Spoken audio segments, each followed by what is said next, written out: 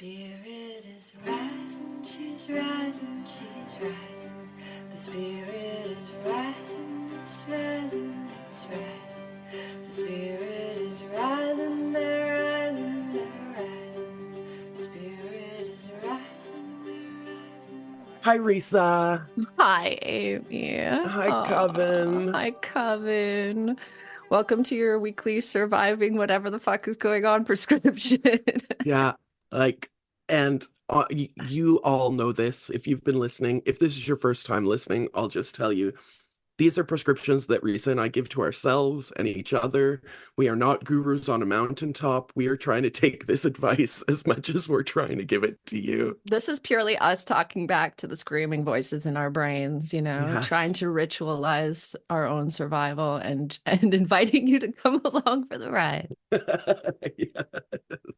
And speaking of, um, I have not been doing well. You all heard last week that I busted my back and then I busted my ass just as my back was starting to feel better. And I've been in this like anxiety bubble. I do have a doctor's appointment coming up, which you'd think would be a relief, but it's the idea of it is making me so anxious because I feel like if I can't find the right vocabulary for what I'm feeling, like if I can't figure out the magic words that I need to Right. say to my doctor, then she's not going to help me, or she's not going to know how to help me, or I won't get any help. So, which is, I'm seeking magic words.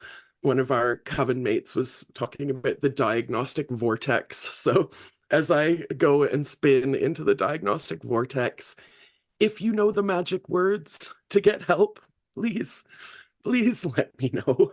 Gosh, I think so many people can relate to that. I know that feeling when I had a migraine for 10 years and I kept going through these cycles of giving up on getting help because Yeah, the emotional and physical toll of trying to get help was too much on top of surviving the pain itself.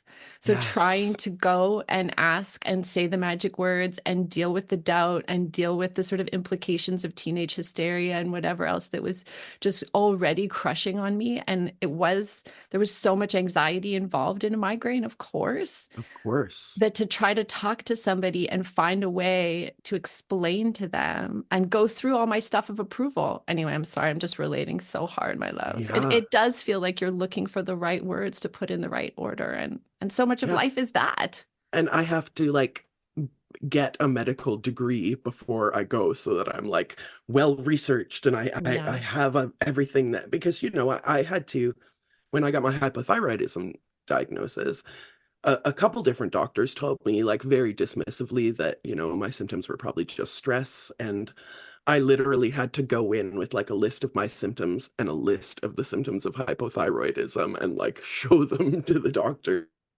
to Yeah. even get tested, which is like I didn't go to school for fucking medicine. I don't know how I managed to diagnose myself, but I did. But I don't want to have to do that. This is what we have the medical professionals for, or so I thought.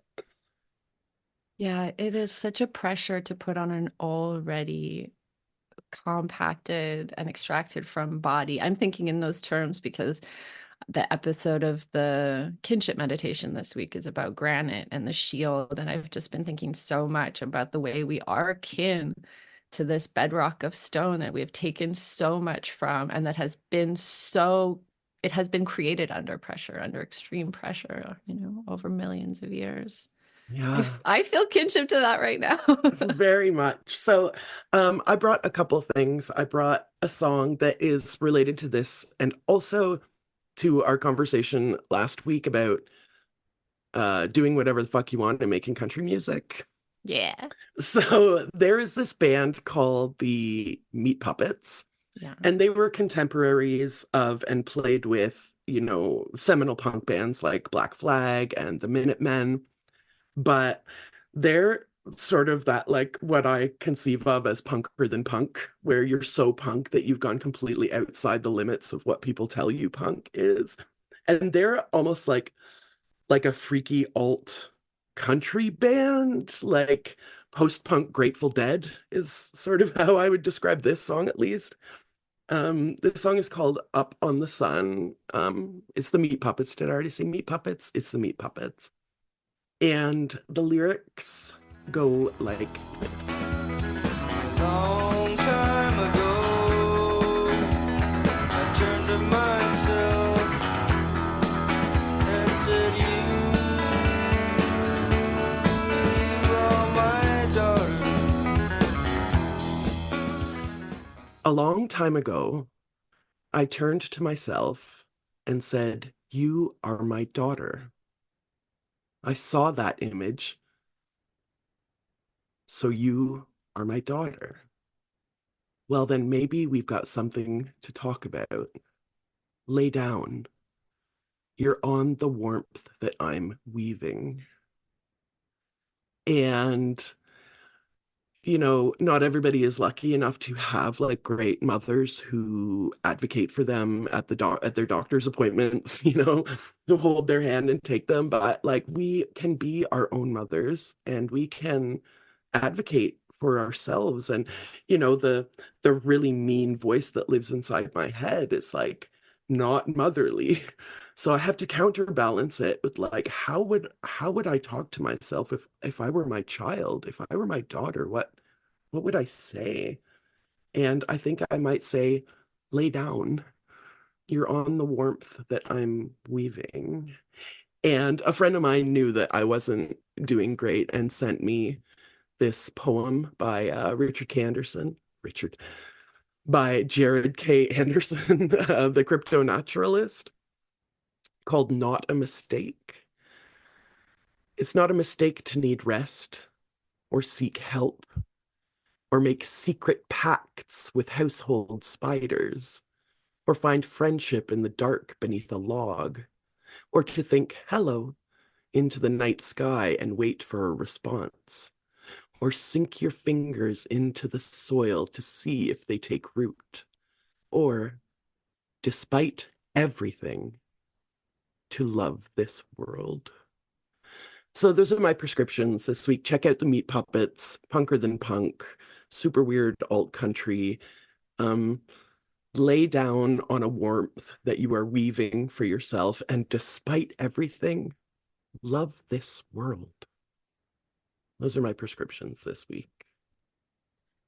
Jared K. Anderson, beautiful poet and super kind, lovely person. You can dig through our archives to hear my conversation with him late night talking about the woods and loons. But also, Jared has published books of poetry, but just published his first memoir. It is a heartbreaker for sure. What a wonderful thinker about mental health in these times and about crafting your own rituals to find your way through what can be a mental health nightmare in response to environmental collapse and late stage capitalism. Yeah. It's called Something in the Woods Loves You. Oh, and he's such a great role model for like existing in nature as a human. Bless you, Yeah. Jared. We love you. Oh, we love you. Yeah. I've been thinking about the eclipse, in our coven circles and in conversations with family and friends. So much of my thinking about the eclipse really was guided by this idea of an ego death, right? Like of the sun being fully covered, darkness during the day, of the fear that could come from that, but also the release.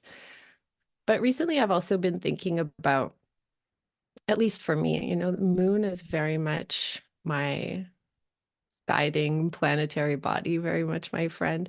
But the moon is also really a symbol for me of mother relationships, and of re-mothering, of reparenting, of going back to what can be a wounded place, but also of the mother image eclipsing the paternal, right? And the paternalism, like just for a moment during the day, that force that is whatever that counterbalance is to the light and the flourishing and the strong and the warrior and all the things we sort of associate with something gendered male, that was put out. And then moments later, the wounded healer sort of made their presence known. And my family and my experience sitting on a hill with my husband and his family on a bench dedicated to his mother who had passed last year. My mother was there. My mother had a terrible migraine,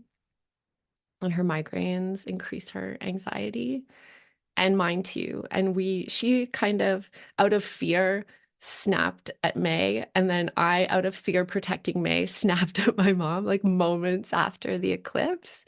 Well, all of our sharp edges came out and we hurt each other, you know. And we repaired. We're lucky that we have that pattern and help to repair. I'm lucky that I have a therapist. I have a therapist who talks about, like, you know, weaving a nest of golden light around my daughter from my heart and repeating words like a magic spell as I come out of anxiety. You know, find yourself a therapist who understands the power of imagined light and ritual phrases, for sure. But that leads into, I guess, my sort of twinned thoughts with this prescription for myself this week. And both of them came directly from our coven, from our community. We met to talk on the eve of the eclipse about our warrior selves. I think it's important when we're at these sort of dark moments, eclipsed moments, that we both like lie fallow and allow ourselves to weep and go into the earth, but also that we call out to the parts of ourselves and name and remember and list when we have been warrior, and all the ways. And that was something that was really astonishing and fulfilling. It sort of is like weaving a carpet to lie down on, all of the ways that we have been warrior, you know. When we rested and tended to ourselves, our cells, our immune systems were warrior, you know. And when we found the words to try again, and we got up the energy to try one more time, to go back into medical systems, to go back into legal systems, to fight one more time against oppressive systems, when we gathered our forces and we returned to the battle one more time, we gathered our hope, that was our warrior selves. When we were, you know, librarians in the street, inviting everyone to participate and share their glasses and look up at the sky, that was warrior self harmony. And you know, when we acknowledged how much it hurts, and we tended to our wounds, and we gathered our people around us, and we fed them, and we helped them through the desert. That's what we write about in our chapter for the Aries new moon.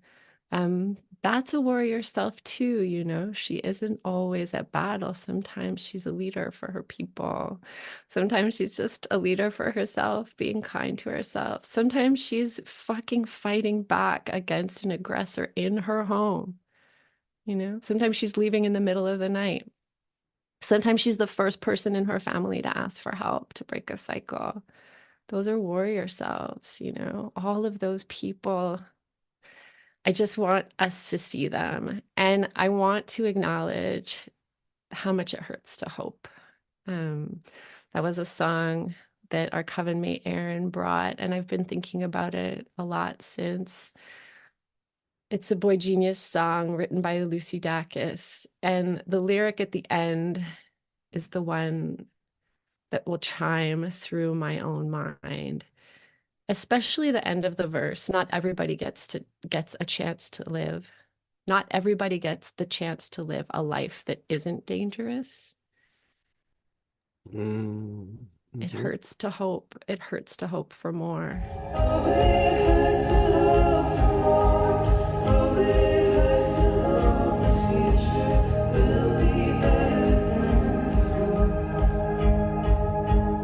You know, that coming from a place where our life has been endangered, if you are in a place where you know what it is to live a life that is dangerous, you know the great privilege of not having that. You don't want to be fucking resilient one more time. You want to be on the other side of that privilege, and to imagine that it could be different and to see that other people have it different can be so hurtful. That can hurt so much. That's the wounded healer too, you know, to be someone who imagines what it's like to not have chronic illness, to look around at other people just going about their day, not crippled by anxiety. That hurts. It really hurts, the injustice, you know. I want to acknowledge that. I want to let us all cry with that, you know. Please know that we know that, we hold that. Witchcraft isn't all sort of summoning in your next fucking double the size paycheck or manifesting a bigger house. Fuck, no. So often it's just about acknowledging injustice and holding hands together astrally to go through the pain of hoping for something more, to go through the pain of that birth, even if you're just doing it so your kid has a life a little bit less violent than the one you had, you know. There is tremendous power in that. So that's part one of my prescription. And part two, thank you to Satleen and others who brought up Bikini Kill, and especially the song Rebel Girl, and especially the moment in this song where I hope you feel so seen, because there are moments when we can feel so other. We are so the weird one. I know, I mean, our coven is 300 people strong now. I can safely say that part of what unites us is that we were weird when we were young. We were other to the people around us. There was something about us, especially if you were in a religious background or a culturally conservative background, and you wanted to dance to punk music and wear black and hug trees and imagine a world where you weren't shat on for being a woman, or that you weren't told to shut up when you were a little kid, that you were told maybe you could imagine your voice mattered. I want you to imagine the other little girl who saw you and how to her you were magic. And that's what I think this song is. There's this moment in this song. When she talks, I hear the revolution in her hips. Says revolution. When she walks, the revolution's coming in her kiss. Walking on the revolution, rebel girl. She says, when she walks, the revolution's coming. In her hips, there's revolution. When she talks, I hear the revolution. In her kiss, I taste the revolution.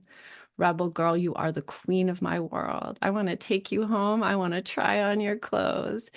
Just that adoration we have for each other when we find each other and the world seems like it could be what we imagine. We see it in her wildness, in her bravery. I felt that when I met Amy. I was like, I am going over to that bitch's house anytime she lets me, because that's part of the world I want to live in. And so I want the end of our prescription in our new moon eclipse circle this week was an invitation to choose one of those two songs, either the Boy Genius or the Bikini Kill. Have a pen and a paper, start the song and write, and do not lift your pen until the end of the song.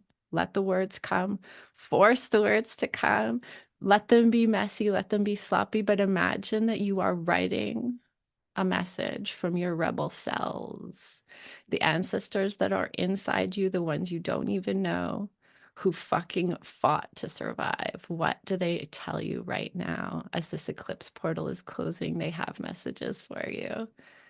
Please, that is the prescription for myself. I want to hear them and hold them close to me as the last of this snow melts. And despite everything, love this world. Blessed fucking be, y'all. Blessed fucking be. We love you. The world's dripping through me, and my life is all to me. I love myself and all me. I love myself and all of me, all of me. I love myself and all of me. Love myself and all of me. I love myself and all of me. If you want to support the Missing Witches Project, join the Coven. Find out how at missingwitches.com.